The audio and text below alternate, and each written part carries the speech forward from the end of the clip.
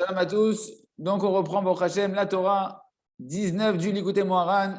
Donc, cette Torah extraordinaire où Rabbeinu Akadosh nous explique comment pouvoir combattre toutes les mauvais traits de caractère des nations et donc tous les mauvais désirs qui sont inclus dans la débauche. Comment pouvoir avoir le dessus sur la débauche et sur le feu étranger qui veut venir nous consumer de l'intérieur, ce feu qui enflamme l'homme et qui dévore sa kedusha, chas v'shalom, qui dévore sa conscience. Eh bien, Rabbeinu Akadosh nous dit que c'est là l'utilisation de la langue sainte.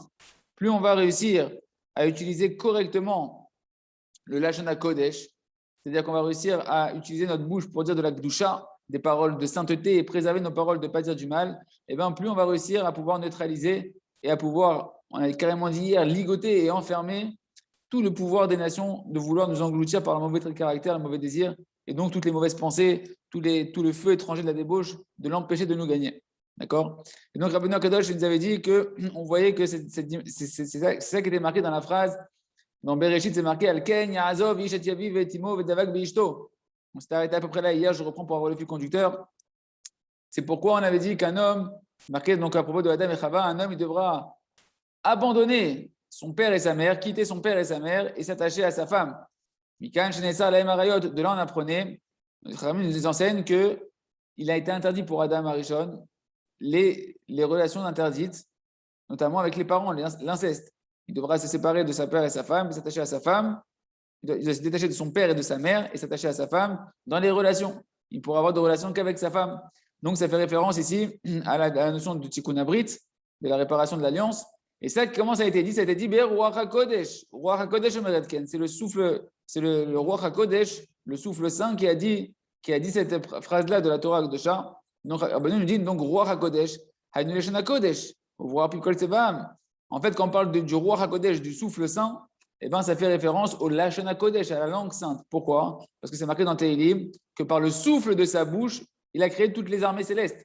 Donc tu vois que le souffle, il est lié à la bouche. Donc il est lié à l'utilisation de la bouche dans la Kedusha, parce qu'on parle de Ruach HaKodesh. Donc c'est le souffle qui va sortir de ta bouche quand tu dis des paroles de Kedusha. C'est ça qui va faire qu'un homme, il va quitter son père et sa mère, s'attacher à sa femme. C'est entendu qu'il va quitter les relations interdites pour entrer dans la relation de Kedusha qui te permet de t'unir à Kadosh Baruch Hu.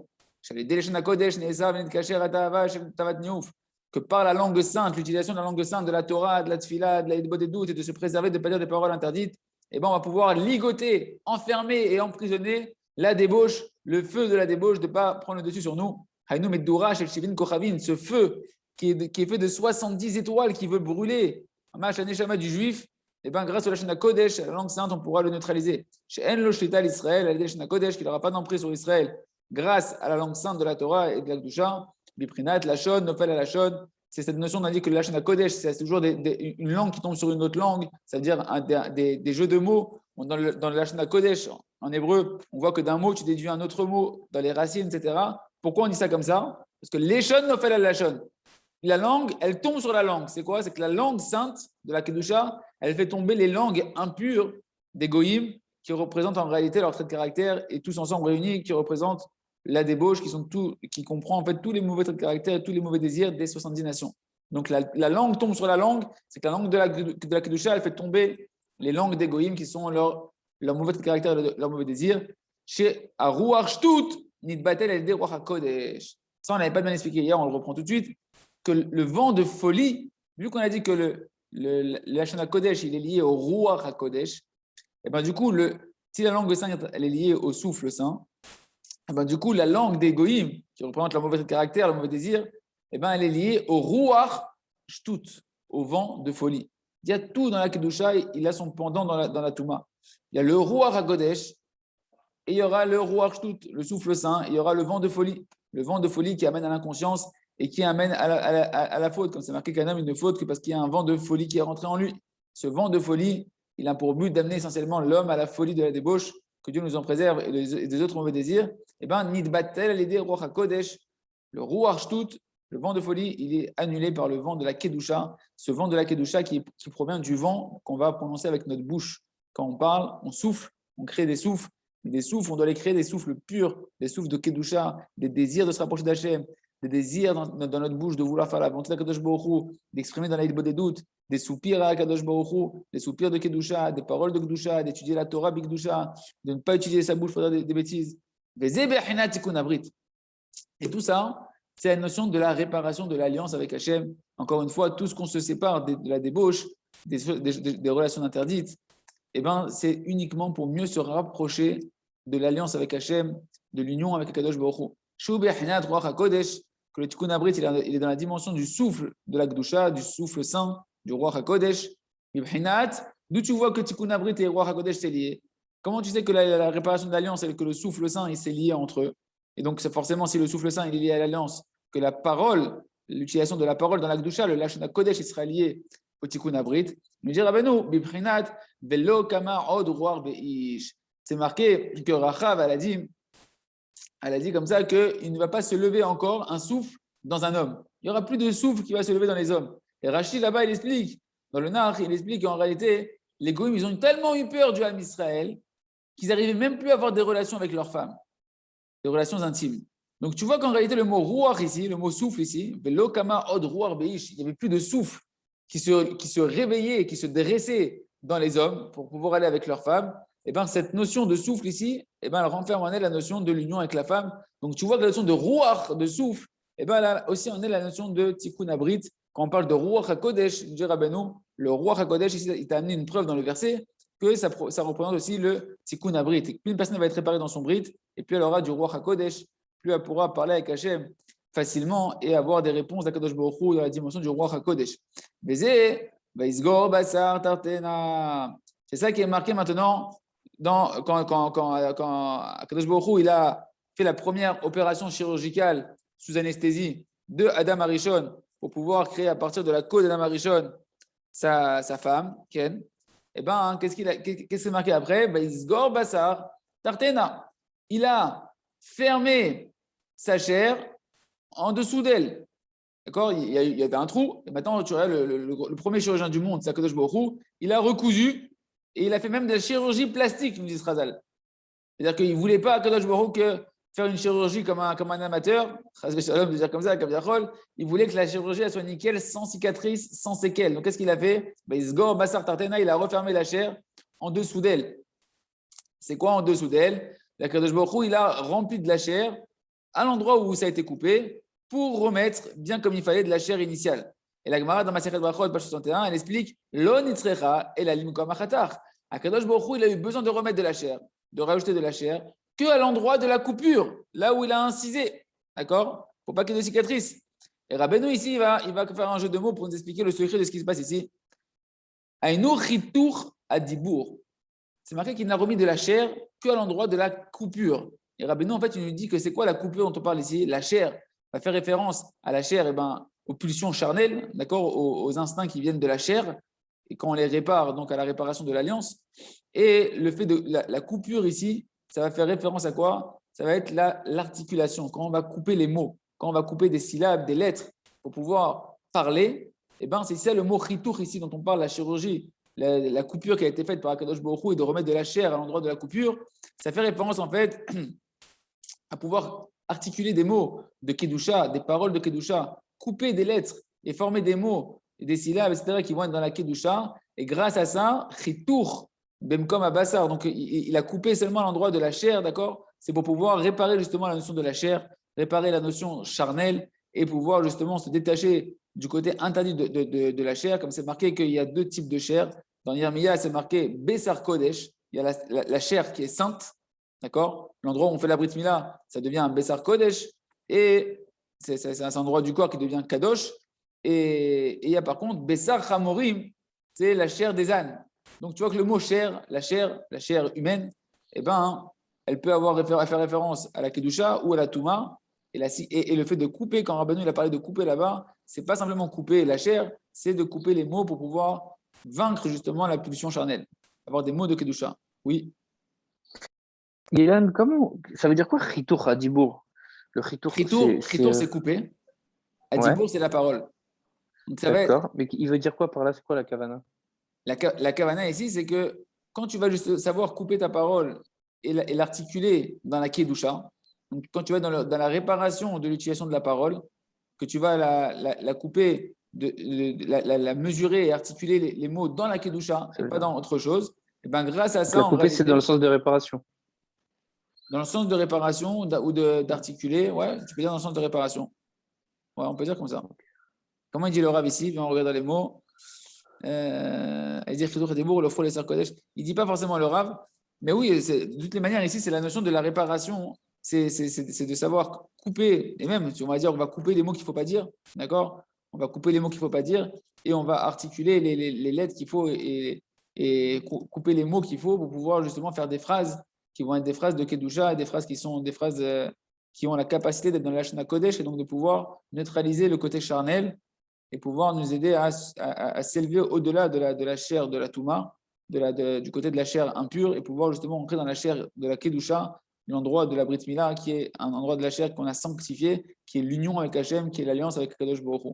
Jusqu'à pouvoir, quand on s'unit avec sa femme, être dans une notion de Kedusha, et non pas dans une notion de bassesse, d'animosité, et pouvoir comme ça s'unir à Kadosh Baruch Hu, et non pas, Chas v'Shalom, le contraire. Veze ma shekatuv sham vayiven Hashem et atzela ashalakar mina adam le isha. Et donc c'est marqué là-bas. Comment c'est marqué dans la suite? Donc là on est en plein Bereshit entre l'homme et la femme, dans la création de l'homme et de la femme. Donc c'est assez marrant parce que l'homme et la femme quand ils créent, c'est la notion de la réparation de l'alliance. Et là on voit comment Hashem lui il a créé l'homme et la femme. Et là il me dit vayiven, quand il a construit, quand il a formé, quand il a façonné, construit on va dire la femme. Donc la première femme, c'est marqué le mot vaïven. Il a construit à partir de la côte qu'il a pris de l'homme, il a construit la femme. Et nos sages dessus, ils expliquent quelque chose. Kadosh Baruch Hu, il n'a pas formé la femme Stam. Ceux qui ont compris comment il a formé la femme, Kaviachol, pour rigoler, c'est Orangina. Vous avez vu la bouteille d'Orangina? On m'a toujours dit que la bouteille d'Orangina, c'était en réalité, c'était un symbole qui était pris sur le corps de la femme. Ils sont intelligents, les gens. Ils sont intelligents dans le mal, malheureusement. Ils veulent te faire même dans une bouteille, te donner, sans que tu t'en rendes compte, des attirances pour leur boisson par la forme de la bouteille. Pourquoi? Parce qu'en réalité, Asa'a, Isha, Kumo, Leotsar, Khamim disent qu'Hachem, il a créé la femme comme un entonnoir, comme un Otsar, normalement, c'est un entrepôt, mais on va voir ici dans le sens, c'est quoi? Khamim disent un entrepôt où on met le blé qui est large en bas et qui est étroit en haut, comme un triangle un peu, ou comme la bouteille, vous voyez, d'Orangina, comme ça, parce que le corps de la femme, ça reprend un peu plus, on va dire, le côté peut-être l'utérus, ou en tout cas le corps de la femme, il est étroit vers le haut et large vers le bas pour pouvoir justement être en forme de réceptacle, de pouvoir recevoir l'homme et pouvoir également avoir un enfant à l'intérieur d'elle, pour pouvoir, mais qui toujours faire la mission d'une femme. En tout cas, c'est marqué Vaïven. Il a construit la femme comme un entrepôt, comme une urne, d'accord, dans laquelle, Khamid dit, c'est là-bas on met du blé. Pourquoi cette image-là? Pourquoi cette femme elle a cette image-là comme un réceptacle dans lequel on met du blé?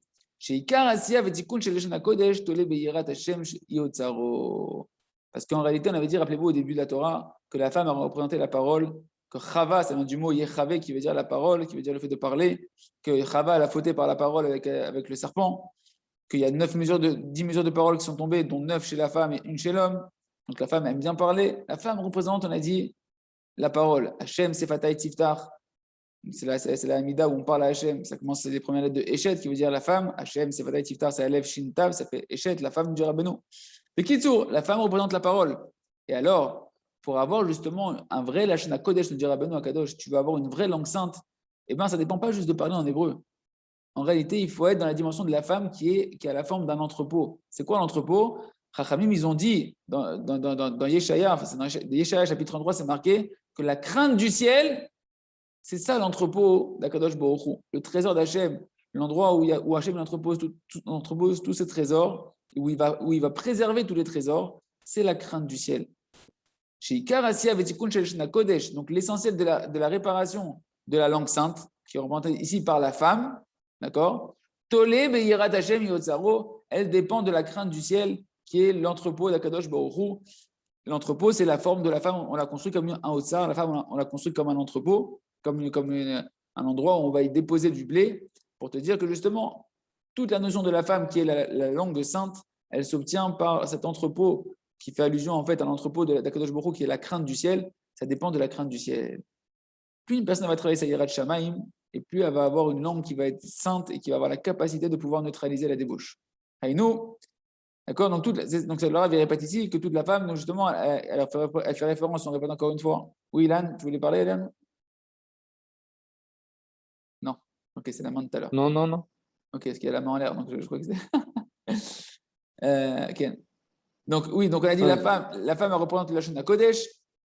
Cette femme, elle a été créée en forme d'entrepôt. Cet entrepôt représente, on a vu dans le Tanar, l'entrepôt d'Hachem qui est la crainte du ciel. Donc la langue sainte s'acquiert par la crainte du ciel.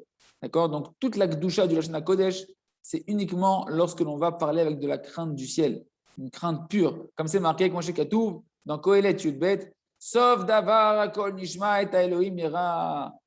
Shlomo Amelech nous a dit à la fin de tout, tout sera entendu et l'Éternel, et ta Elohim ira et Dieu tu craindras. Et donc on voit ici que pour qu'une parole soit entendue, pour qu'au final quelque chose soit entendu, sauf d'avoir la kol nishma, à la fin de tout, tout sera entendu. Ben, pour qu'au final tes paroles soient entendues et donc que tes paroles soient véritablement une parole au sens propre du terme, comme Hachem lui il a parlé à la création, c'est-à-dire une parole de Kedusha, une parole de la Shana Kodesh, une vraie parole à l'image d'Hachem quand il a créé le monde par la parole ou qu'il a donné la Torah par la parole. Et ben, pour que cette parole elle soit entendue et qu'elle soit une vraie parole, et à Elohim ira, il faut craindre Akadosh Baruch Hu. C'est-à-dire que c'est la crainte. Le nom de Elohim fait référence à la crainte. Et ici, on parle de Dieu, crainte Dieu. Donc, plus tu vas avoir la crainte du ciel, et plus tes paroles elles vont être des paroles remplies de crainte, et des paroles qui sont remplies de Yirat Hashem, de crainte du ciel, des paroles qui vont être kedoshot, qui vont être saintes, des prières qui vont être saintes, de la Torah qui va être sainte. Et ces paroles-là, non seulement elles seront entendues par tout le monde, ces filotes après elles seront écoutées par Hachem, comme on l'a vu dans la Torah, elle d'écouter Moran, qu'en fonction de la Torah, et donc de la crainte du ciel que la Torah elle donne, et ben les prières sont écoutées. Mais surtout pour nous ici, tes paroles seront des vraies paroles de Kedusha qui pourront neutraliser la débauche. Donc, il ne suffit pas de parler positivement, il faut aussi parler avec de la Yirat Shamaim et travailler sa Yirat Shamaim. Donc, faire beaucoup de Teshuvah, de doutes, pour pouvoir recevoir de la Yirat Shamaim, et en parlant, justement, en faisant une bonne doute et en parlant de vouloir faire la volonté d'Hachem, en parlant avec justement la volonté de retrouver la crainte du ciel, on crée en soi la crainte du ciel, on crée des paroles saintes, et ainsi on verra que c'est l'arme essentielle pour pouvoir neutraliser la débauche. Et c'est ça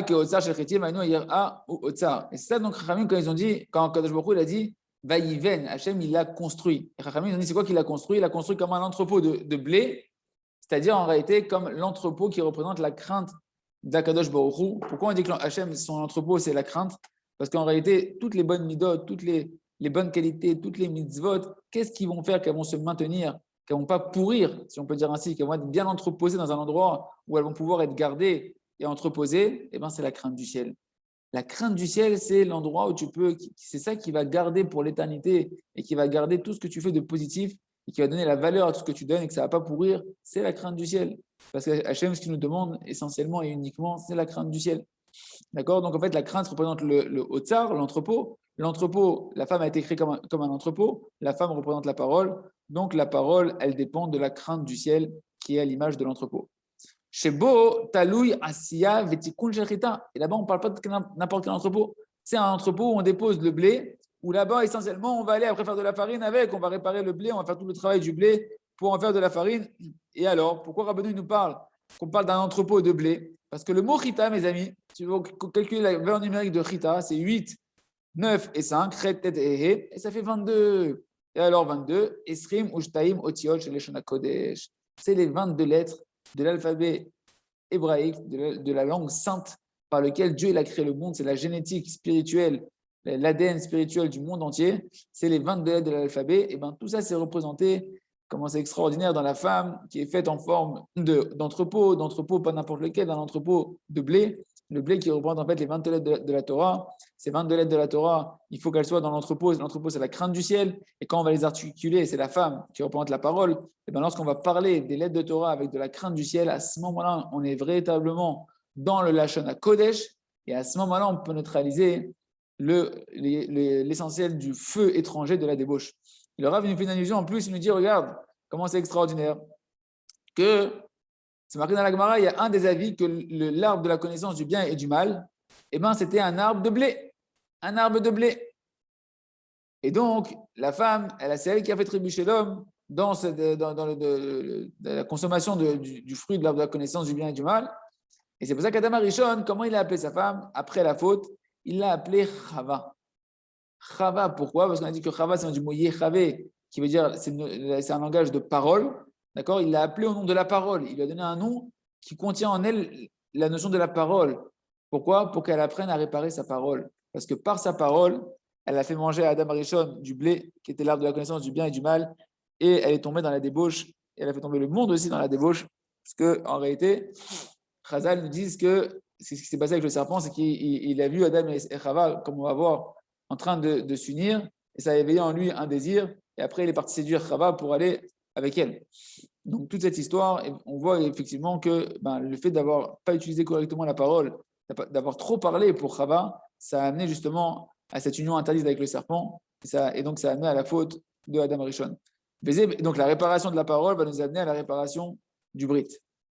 Vezé Bechinat, et c'est ça la notion qui est marquée dans Télim 60, Elohim diber bekocho. Chez Diboura Kodesh, Tole Belokim Yera. Rabbeinu ramène encore une preuve que l'utilisation de la langue sainte, elle dépend de la crainte du ciel. C'est marqué que Dieu Elohim, il représente la crainte. D'ailleurs, Diber, il a parlé, c'est aussi un langage de rigueur.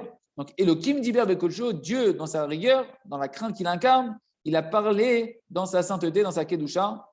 Donc, tu vois que la Kedusha, chez Diboura Kodesh, donc la Kedusha, dépend de Elohim Yera, de Dieu tu craindras, de la notion de la crainte du ciel. Pour pouvoir avoir une langue qui a la capacité de neutraliser toutes les langues des nations, une langue de feu, de Kedusha qui va brûler et consumer tous les feux étrangers des langues des nations, il faut avoir de la Yirat Shamaim. Et la Yirat Shamaim, on a vu dans la Torah 15, elle s'acquiert essentiellement par la Hidbo des doutes, quand on s'introspecte tous les jours et qu'on fait Teshuvah et qu'on manifeste notre crainte du ciel à Hachem en venant tous les jours, en ayant conscience de la crainte d'Hachem et en faisant Teshuvah tous les jours. Ok. Yosef, Alidé Shaya Losh Lemut Shana Kodesh, כמו שכתוב, כי פי המדבר עליכם, בלשון הקודש, על כן כתוב בו הנמצא כזה איש, אשר רוח אלוקים בו.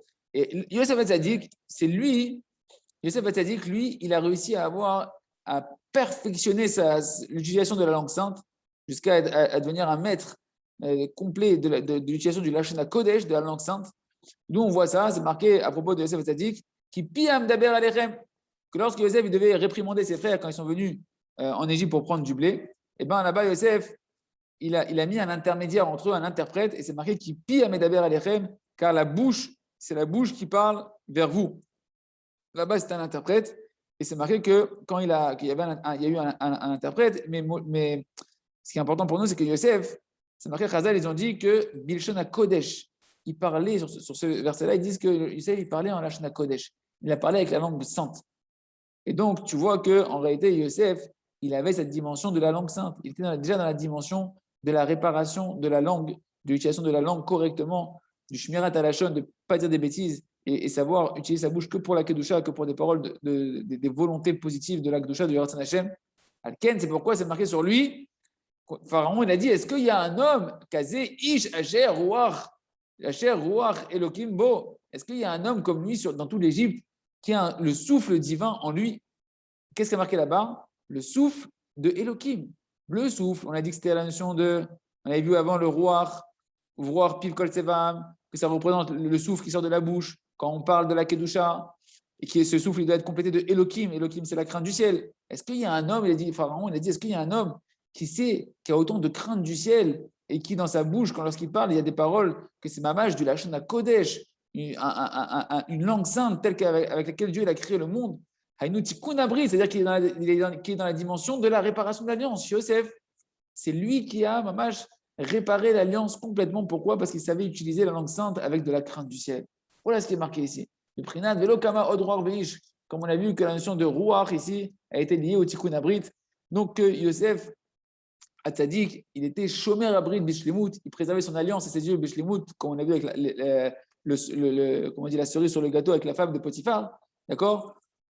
Pourquoi? Parce qu'il avait réussi à justement travailler sa crainte du ciel et pouvoir atteindre ainsi la perfection dans l'utilisation de la langue sainte, de la Torah, de la Tfila, de la Hidbo des doutes, etc., qui lui a permis de vaincre les gamrés, toutes les pulsions charnelles. À tel point, Yosef, il arrivait à un niveau tellement haut qu'il a pu influencer même les autres nations, les amener au niveau de réparation d'alliance, parce que Yosef a forcé toutes les nations lorsqu'elles étaient affamées, enfin tous les serviteurs de Pharaon et tout le monde qui était là-bas, à faire la Brit Mila, donc à rentrer dans la nation de la réparation de l'alliance, parce que son tikkun à Brit était tellement fort qu'il a pu même influencer les goïms d'affaiblir leur propre nature qui les fait tendre vers la débauche.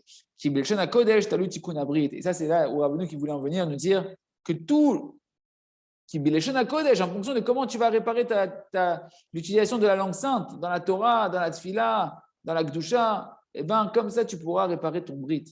Les prinat, c'est pour ça qu'il y a des doutes, et l'étude de la Torah, la prière, tout ça, ça va être des armes qui vont réparer notre langue et qui vont nous permettre de vaincre la débauche. Les prinat, mikan shenesar la arayot. De là, on apprend justement, grâce au Lachon HaKodesh, eh ben, on apprend de là qu'ils leur ont été interdits. C'est annulé en fait l'instinct des mauvaises mœurs. D'accord?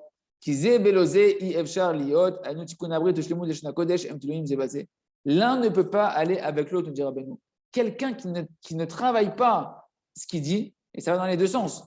Quelqu'un qui se laisse à dire des bêtises avec ses copains, qui va dire des saletés avec sa bouche, qui va dire des gros mots, qui va dire de la colère. On ne parle pas qu'on est tous comme ça à un certain niveau, on a tous des notions comme ça. On parle de quelqu'un qui se laisse aller, qui ne fait pas de chouva là-dessus, qui ne travaille pas ça, qui se laisse à dire des paroles de marloquette, qui parle du mal sur les gens, qui va mentir avec sa bouche, etc., etc. Et de l'autre côté, qui ne travaille pas sur la Torah, sur la Tfila, etc., il ne peut pas être dans le tikkun abrit. Il ne peut pas être dans le tikkun abrit. Et l'inverse est vrai. Quelqu'un qui va travailler sa langue, de dire que des paroles positives, de jamais dire du mal sur qui que ce soit, de parler doucement, de dire que la vérité, et de parler de paroles de Torah, de Tfila, des doutes, de renforcement, etc., et bien celui-là, automatiquement, il rentre dans le tikkun abrit, nous dit Rabbeinu, parce que l'un dépend de l'autre. Et l'un sans l'autre ne peut pas aller. Quand je me renforce dans le tikkun abrit, ça va renforcer mon Lachon HaKodesh, et quand je me renforce dans Lachon HaKodesh, ça va renforcer mon tikkun abrit, Tiratzon, qu'on puisse mériter de réparer ces deux alliances, qui sont l'alliance de la bouche et l'alliance du Brit, comme on pourrait dire la bouche d'en haut et la bouche d'en bas, qu'on puisse réparer ces deux alliances de Tachem et pouvoir s'unir à Kadosh Baruch Hu, Chazak, Venitrazek.